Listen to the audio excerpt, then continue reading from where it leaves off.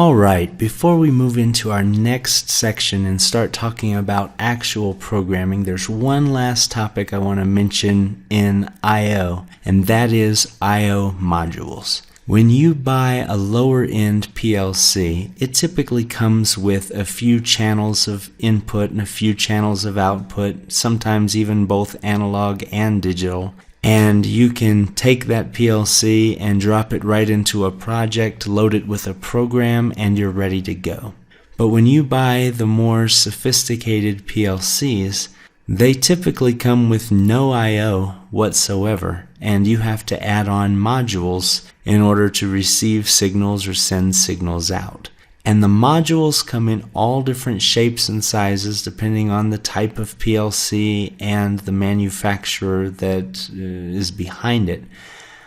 And there are very general modules that handle simple digital inputs and digital outputs, and there are also some more specialized modules specifically geared to RTD signals, thermocouple signals, high-speed inputs that have to be read at a much higher frequency than a typical module can handle. There are several different kinds of modules, and there are even generic modules that can attach to several different types of PLCs through Ethernet communication protocols and things like that. So there is a world of I/O modules out there, and we're going to be working with a couple and configuring them in the next section. So I figured it was pretty important to introduce you to this concept.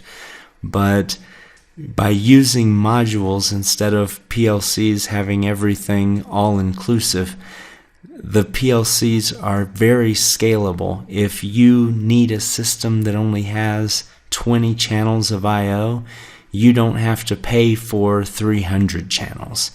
However, if an existing project needs to add a few devices and you're called out to the retrofit, you don't have to install a brand new PLC. As long as you have room on your DIN rail, you can probably just add one or two more modules and keep everything exactly the way it is. So, all in all, it's a good system.